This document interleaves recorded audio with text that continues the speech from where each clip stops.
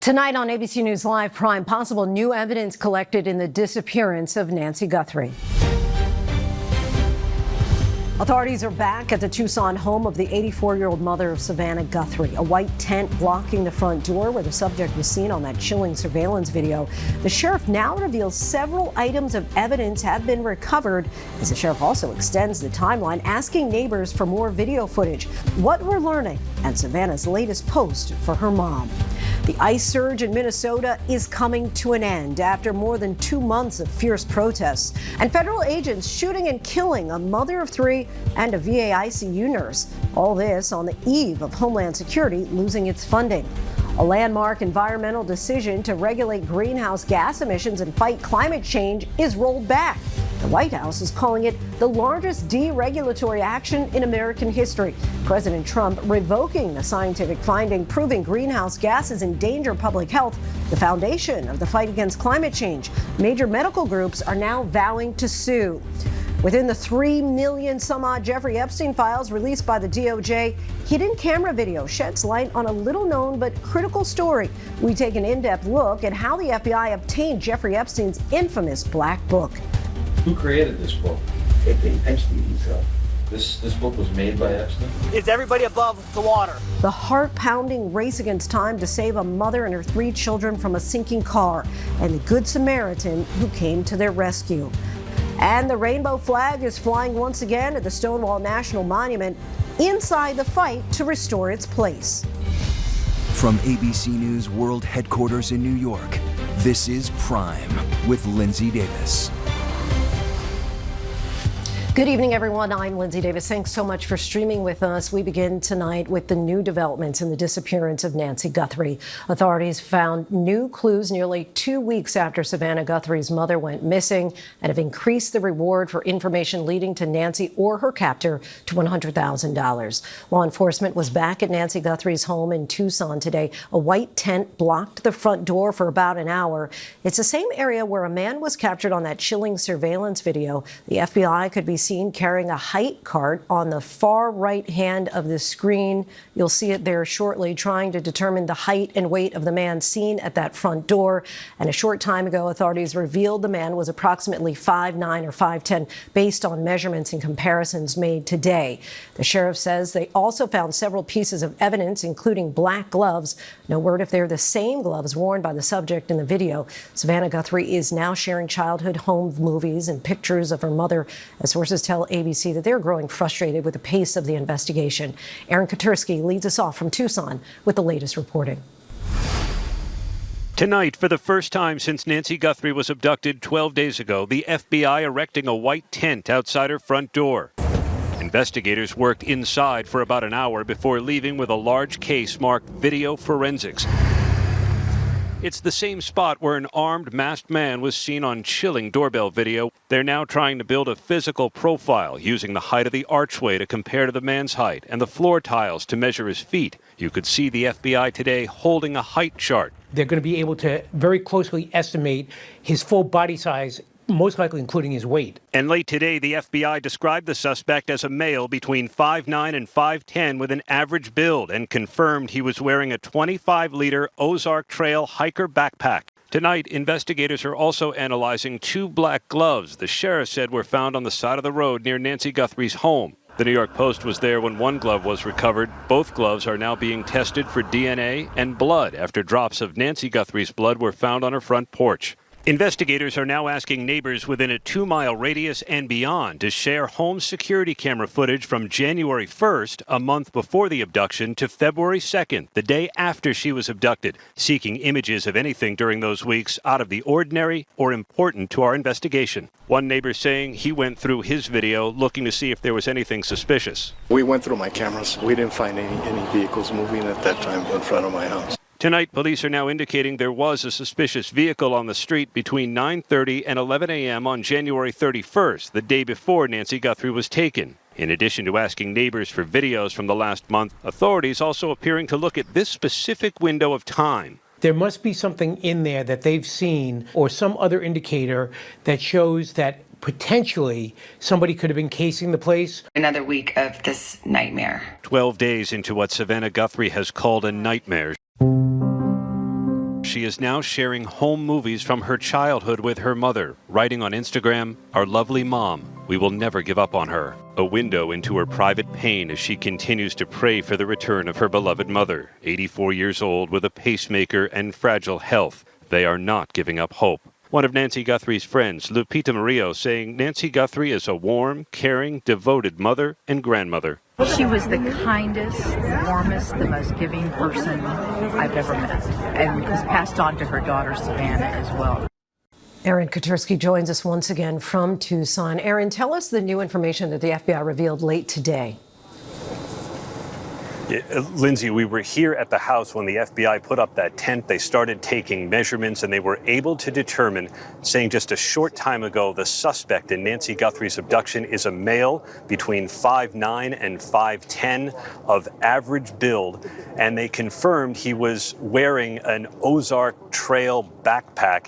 They are now doubling the reward to $100,000 for information leading either to this suspect's arrest and conviction or to Nancy Guthrie's whereabouts. And we should say, Lindsay, this investigation is now getting on, almost 2 weeks. And sources close to the inner circle of family and friends around Savannah Guthrie are describing a growing sense of frustration with the pace of the investigation and the limited information coming from the authorities. Lindsay?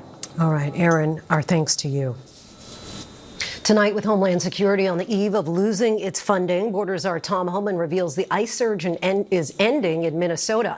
It comes after more than 2 months of fierce protests and federal agents shooting and killing mother of three Renee Good and VA ICU nurse Alex Preddy. Here's our Matt Rivers.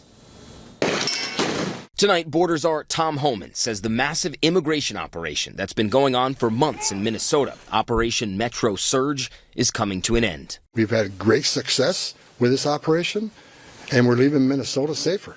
It began in December and grew to more than 3,000 federal agents, at first led by Commander-at-Large Greg Bavino.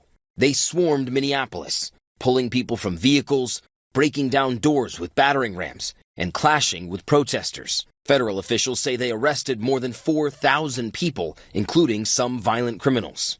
They also killed Renee Good, a mother of three, after Agent Jonathan Ross opened fire on her in her vehicle.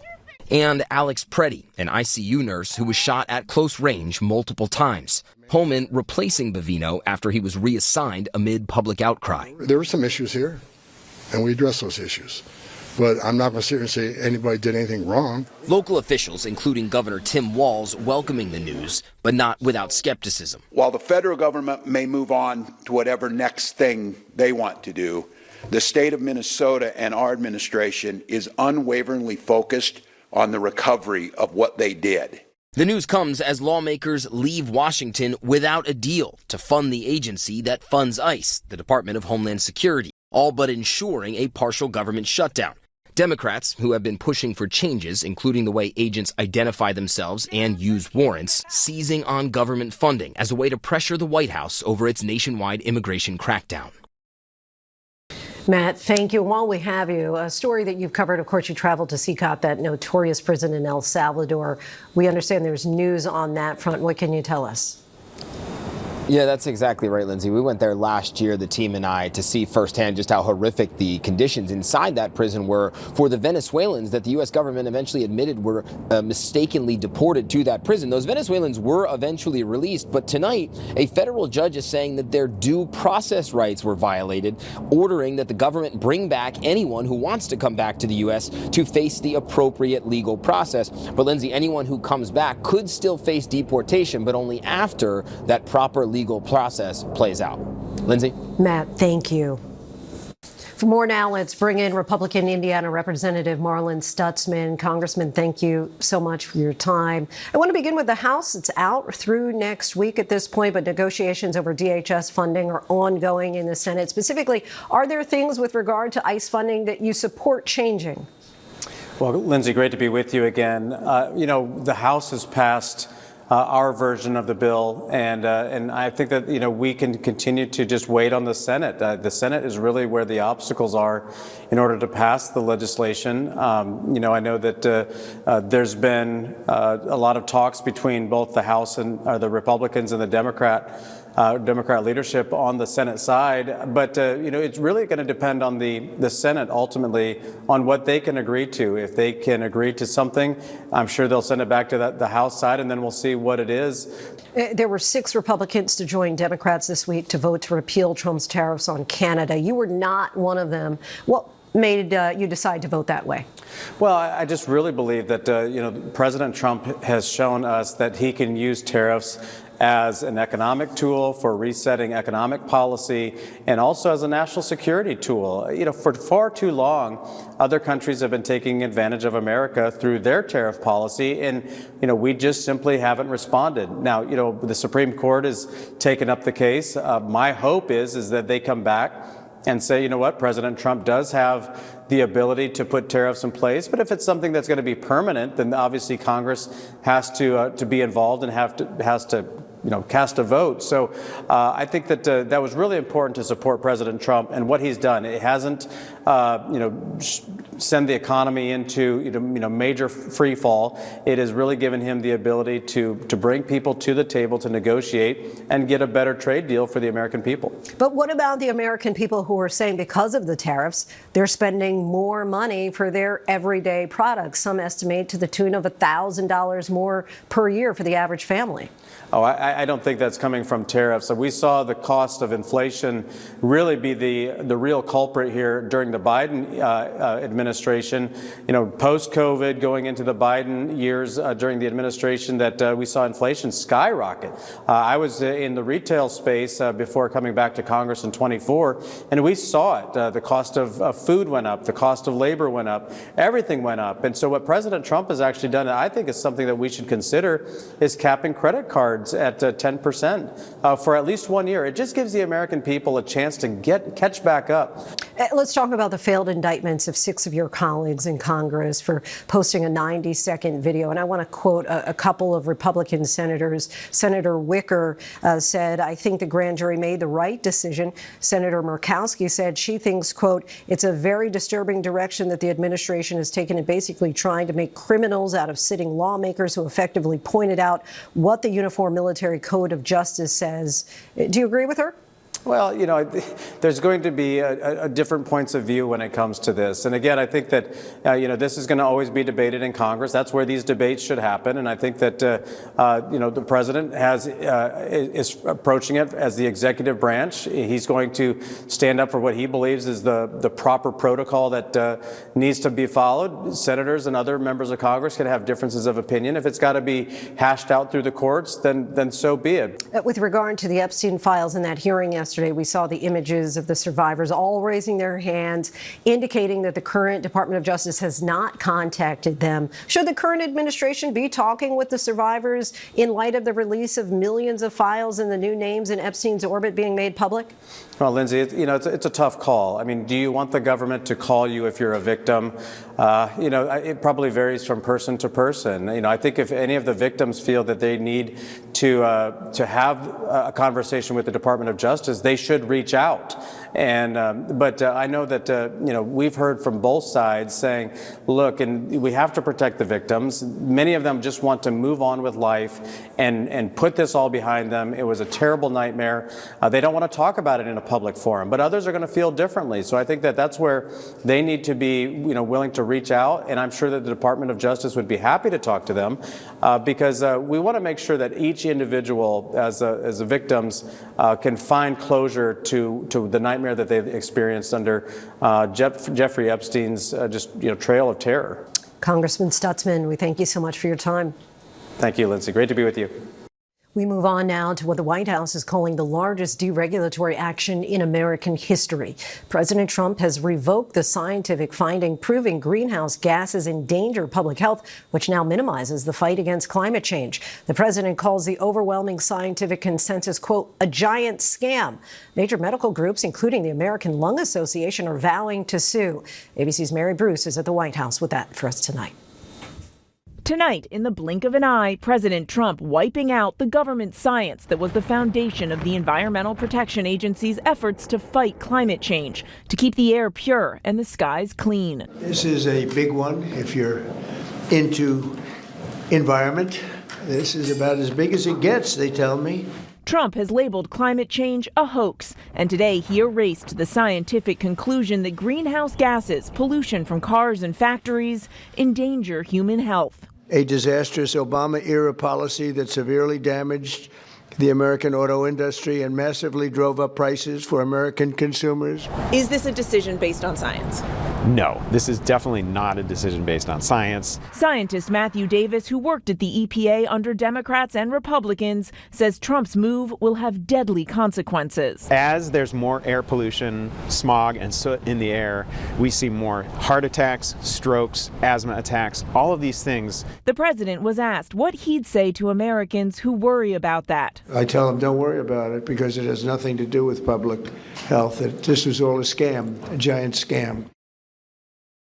And the White House is touting this as the largest deregulation in U.S. history, clearing the way for major changes to cars, power plants, and oil and gas production. Lindsay. Mary, thank you.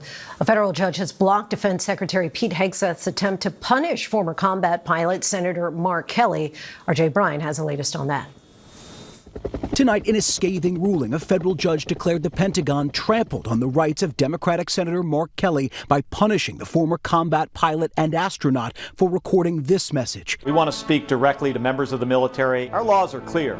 You can refuse illegal orders. President Trump called the video seditious behavior punishable by death, demanding that Kelly and other lawmakers involved be arrested and put on trial. Defense Secretary Pete Hegseth quickly moved to demote Kelly from his rank of captain and cut his military pension. But tonight, federal judge Richard Leon, who was appointed by President George W. Bush, determined the Pentagon, quote, trampled on Senator Kelly's First Amendment freedoms and threatened the constitutional liberties of millions of military retirees. The judge writing, after all, as Bob Dylan famously said, you don't need a weatherman to know which way the wind blows. He said they trampled on your First Amendment rights. They trampled on mine, but again, this is not just about me. This is about an administration that is out of control on so many different levels. Our thanks to Jay O'Brien. The Pride flag is flying once again at New York's Stonewall National Monument.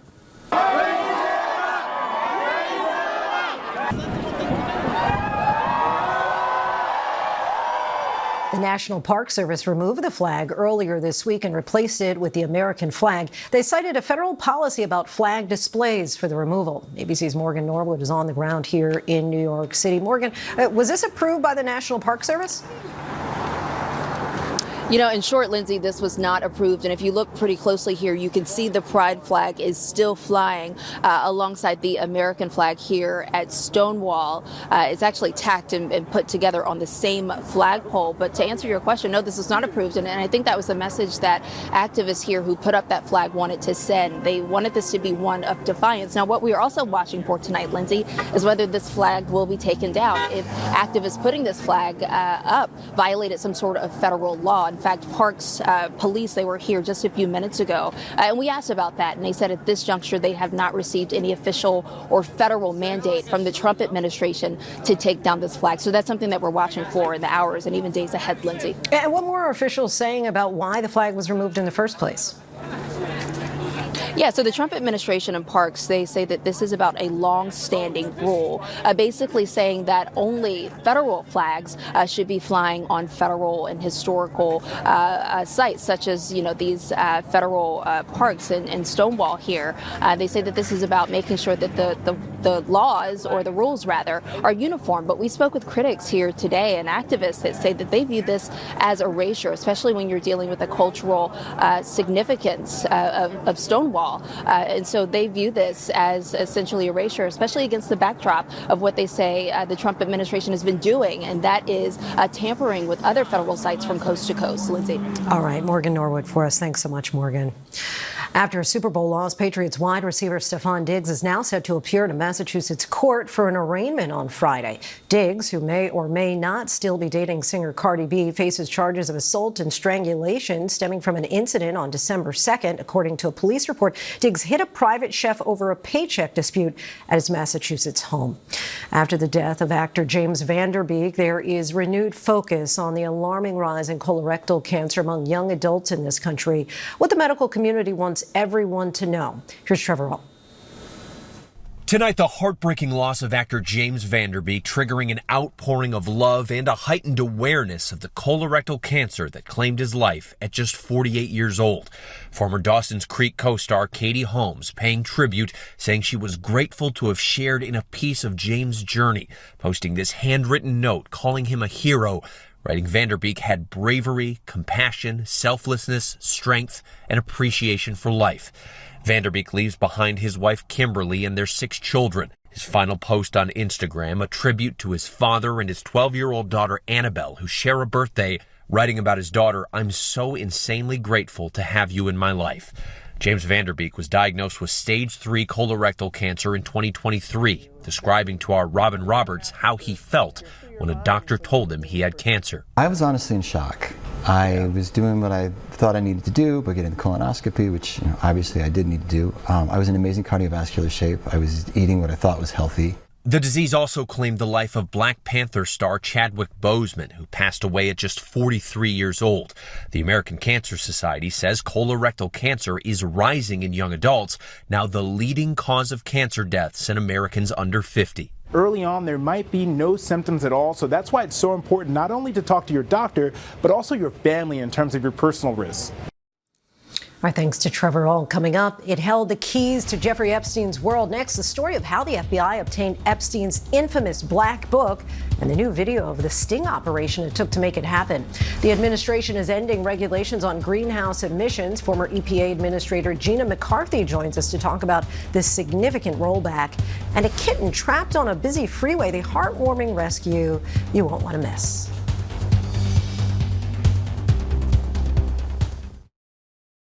Welcome back, everyone. Within the 3 million some Jeffrey Epstein files released by the DOJ in recent weeks, hidden camera video is shedding light on a little-known but critical story of Jeffrey Epstein's infamous black book. How did the FBI ultimately secure the only known copy? Jay O'Brien has a fascinating story in tonight's Prime Focus. Who created this book? Epstein himself.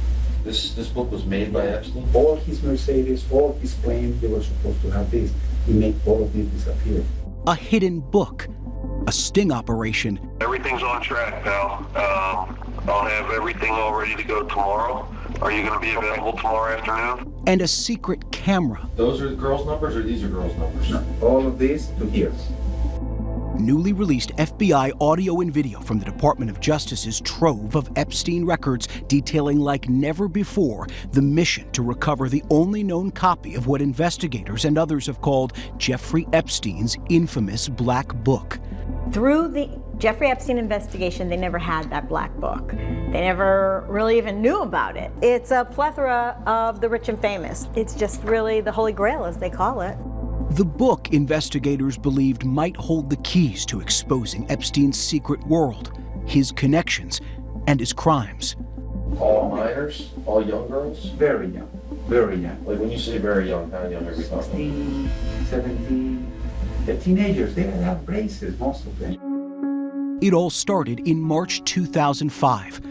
The Palm Beach police began their investigation on Epstein, looking into his scheme for sexual massages from young women after a 14-year-old girl reported to law enforcement she was molested at his mansion. ABC News covering it all in 2019 for a 2020 special. The Palm Beach police did a thorough investigation. They really had a lot of evidence.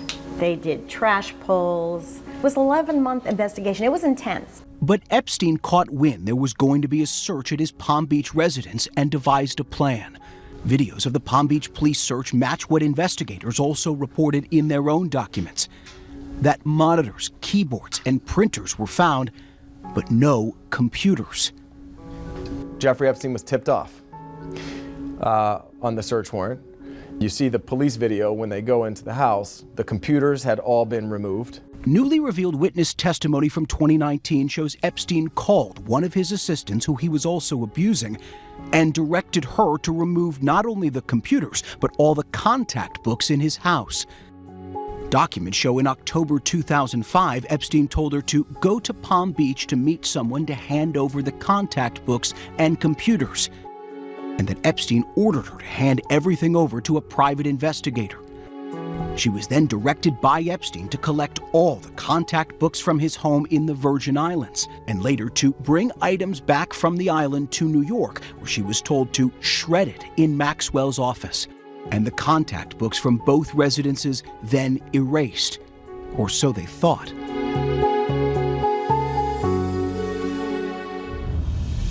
Unbeknownst to Epstein or his now convicted accomplice Ghislaine Maxwell, Alfredo Rodriguez, Epstein's butler, had kept a copy of the book.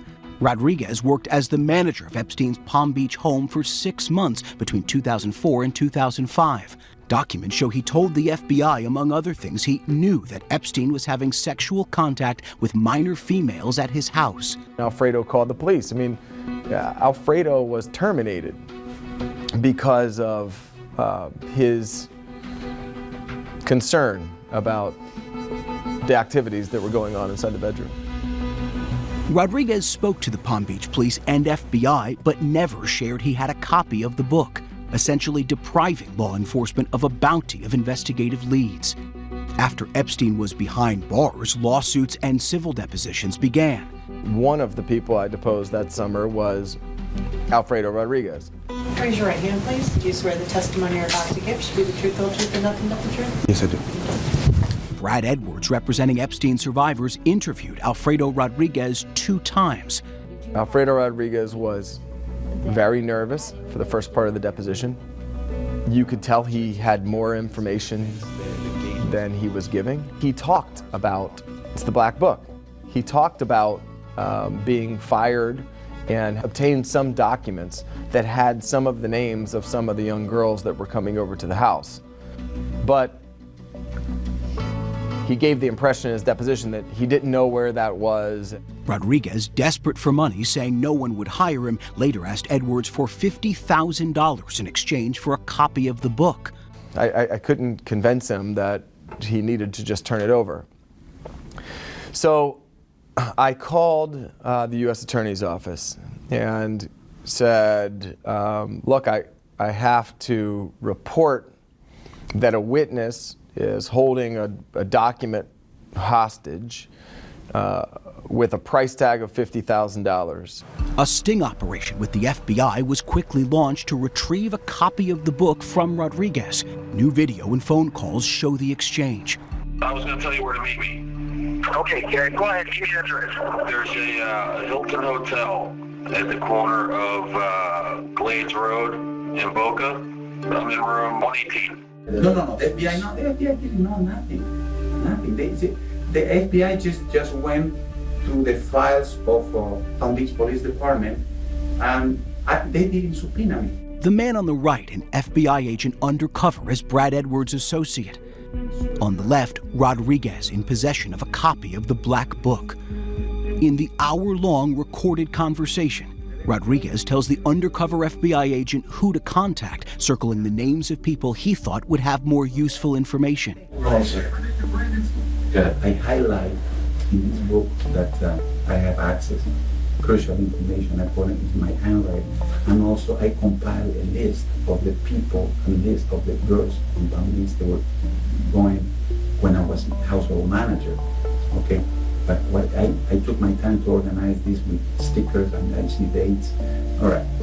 You will see a lot of important people here. The amount of famous names that were in that. Mick Jagger, Courtney Love, Prince Andrew, Fergie, just people from all over the world. President Clinton, President Trump. He wasn't president at the time, but Donald Trump was in there. And just so many famous people were in there. And though many names are listed, inclusion in the book is not evidence of any wrongdoing. In the video, Rodriguez calls out names of people he thought had information, including now President Donald Trump, who's denied any knowledge of Epstein's crimes. Of course, Donald Trump. Also mentioned so-called massage providers from everywhere in the world. The fact that the names and numbers of these girls, not only here but in other locations throughout the world, were contained in this book, he thought he needed to preserve that information. All right, let me get you your money, buddy. Okay, here.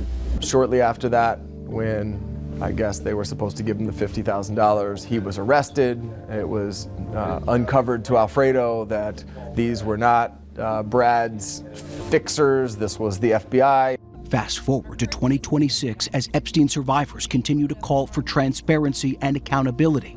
While survivors have been exposed, abusers' names and contact information is redacted while our faces and stories are left on full display. If you are willing, please raise your hands if you have still not been able to meet with this Department of Justice. And the deceased sex offender's so-called black book is now held by the FBI. It's been used as evidence during civil litigation and in Ghislaine Maxwell's criminal trial. Alfredo Rodriguez passed away in 2015 at the age of 60. After holding on to Epstein's book for 5 years, he was charged with obstruction of justice and in 2012 sentenced to 18 months in prison. Longer than Jeffrey Epstein would ever spend behind bars. Our thanks to Jay O'Brien. Coming up, we're joined by the former head of the EPA to react to Trump's move to roll back climate regulations and the crazy situation for the kids stuck in a claw machine.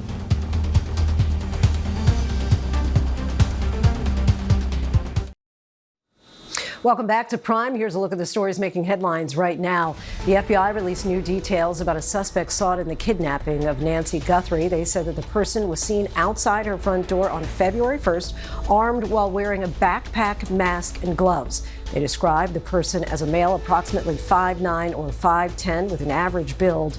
Investigators have also asked neighbors to share home security camera footage from January 1st to February 2nd, the day after she was abducted. In Minnesota, Border Czar Tom Homan announced that the administration is ending the immigration crackdown that led to violent protests and the fatal shootings of Renee Good and Alex Preddy. Dramatic video captured a life-or-death rescue in Florida. Good Samaritan helped a mother and her 3 children who were trapped in their car after it flipped into a canal. Police say he helped the children out of the vehicle and held the mother's head above the water. Investigators said that the mom suffered a seizure just before the crash. The family said that the children are okay. The mother is still hospitalized. And a highway patrol officer in Los Angeles went on a teeny rescue mission. The officer responded to a call about a kitten trapped on a busy interstate. He stopped all lanes of traffic to save the terrified cat. The kitten is said to be safe at a local shelter. And still ahead, the administration is ending landmark regulations on greenhouse emissions. We'll break it down by the numbers. And a toddler stuck inside a claw machine, how they were able to reel him out.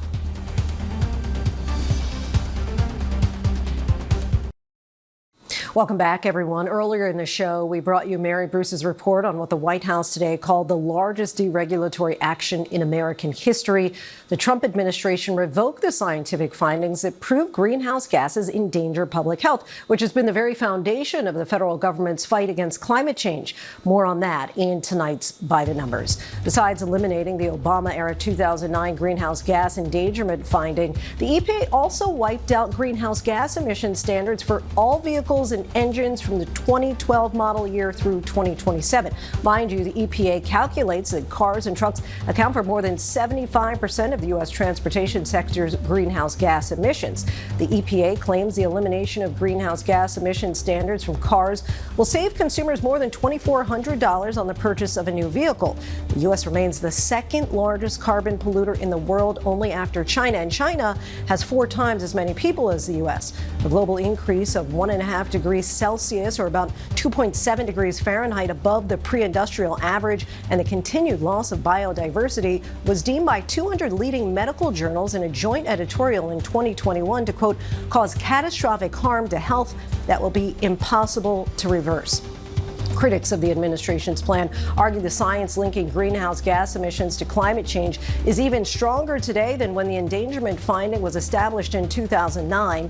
They argue the repeal lacks both a scientific basis and a legal foundation and will exacerbate the harmful impacts of climate change. Some are already promising to fight the decision in court. To discuss this further, we're joined by former EPA Administrator Gina McCarthy. Ms. McCarthy, welcome back to Prime. First, just want to get your reaction to this rollback. Well, let me make sure that everybody knows what the endangerment finding is. I think that's important. You know, the 2009 endangerment finding was not a political statement. It was a rule that was developed by EPA in response to a Supreme Court ruling that told us that EPA had to conduct an extensive scientific process to review whether climate change was a hazard to our health and the environment. And if so, EPA would be obligated to act with stronger protections against this type of pollution. That's exactly what EPA did. And over the following 2 years, they confirmed the science that showed the dangers that climate change poses to our health and the environment. And then they did a rulemaking that actually moved to reduce emissions from cars and trucks, as well as others to reduce emissions in power plants. This is what EPA did. This is what's at stake right now. Because if you look what's happening, this administration is trying to say that this is not actually what happened.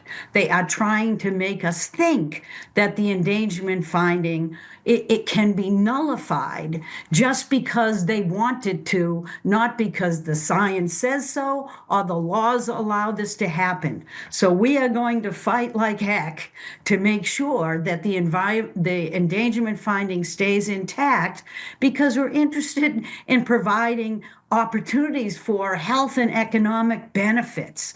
That's what this endangerment finding brings. It allows us to understand why our country needs to move forward to reduce our air pollution, to stop asthma attacks, to stop respiratory illnesses, to stop straining our hospitals and communities with floods and fires and extreme heat. Look, we have to fight back on this. This is a moment in time when we know what we need to do for the benefit of our communities, and we have to act now to ensure that this administration doesn't weasel its way out and instead just look forward to oil and gas like it was the next generation. Coal, oil, and natural gas is not our future. You said you're going to fight like heck. Obviously, there are a lot of critics here. Which critics of this decision might decide to fight this in court, and how? Yeah, I think there are many that are going to immediately go to court because this does not represent what the law says. EPA is supposed to act based on the impacts to our health and our environment. That's what they did. Now, all of a sudden, this administration thinks that it's A-OK to ignore those benefits and those costs and actually simply start focusing on fossil fuels as if fossil fuels were the answer to our environmental challenges and to how we can keep our communities safe and healthy. That's what's at stake here. Make no mistake about it. So we really need to move forward to make sure that the Clean Air Act is followed, that we actually can move forward. Look, climate change won't pause for politics. We can't pose for politics either. We have to fight back and make sure that we're protecting our communities the way that we're supposed to protect them. Former EPA Administrator Gina McCarthy, we thank you so much for your time and insight tonight. Thanks, Lindsay. Coming up, New York Fashion Week just got underway, and international model Valentina Ferrer is here to guide us through it. And it's been almost 2 decades since multi-platinum star Hilary Duff headlined a full-scale global tour. We'll tell you where you'll be able to catch her and when. Students on lockdown after a pepper spray incident, a new Underground Railroad discovery, and one toddler hits the toy jackpot. These stories and more in tonight's Rundown. Multi-platinum global star Hilary Duff has officially announced the Lucky Me Tour, marking her first full-scale global headline run in almost 2 decades. The tour will span 7 countries with dates across the U.S., Canada, Mexico, the U.K., and more, Ireland, Australia, New Zealand, beginning June 22nd. She first teased the tour announcement at her final Small Rooms Big Nerves show in L.A. when she brought fans on stage to reenact the viral With Love dance. General sales tickets go on sale next Friday. For the first time in more than a century, a previously unknown, fully intact underground railroad site has been discovered in Manhattan at the landmark 1832 Merchants House Museum. A narrow passageway, about 2 feet wide and hidden beneath a built-in chest of drawers on the second floor, descends 15 feet to the ground floor. New York City remained deeply entwined economically with the slave South, and safe houses operated in secrecy. It was during this evolutionary stage of the abolitionist movement and the Underground Railroad that Joseph Brewster built the 1832 Merchants House and included a hidden passageway.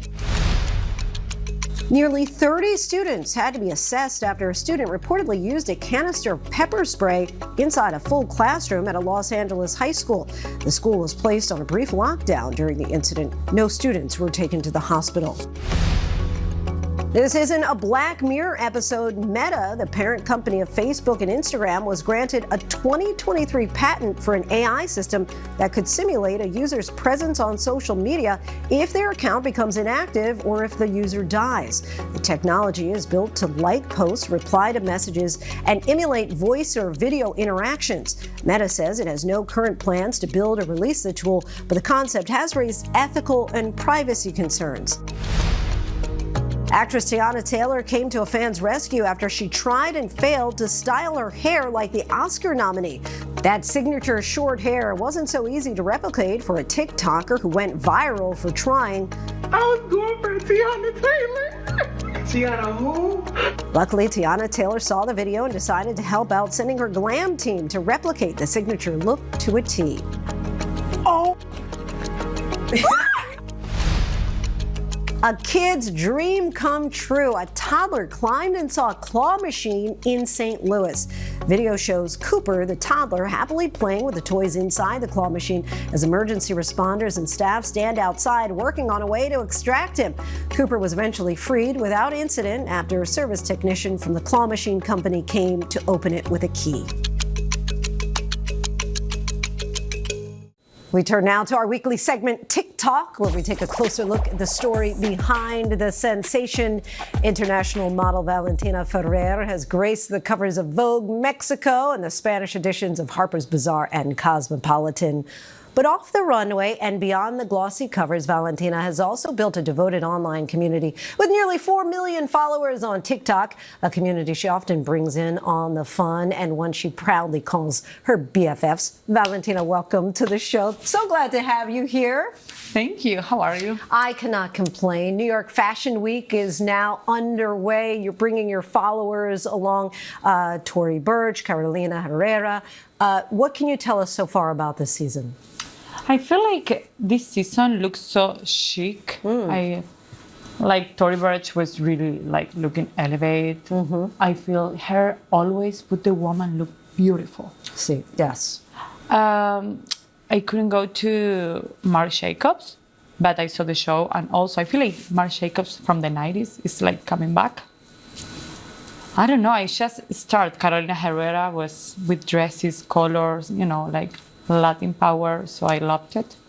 What are the trends that you're seeing right now on the runways? Because it feels like the catwalk always kind of follows then what we see in the stores. You see a lot of women wearing, you know, the three-piece suits and the ties and everything this year. What else are you seeing?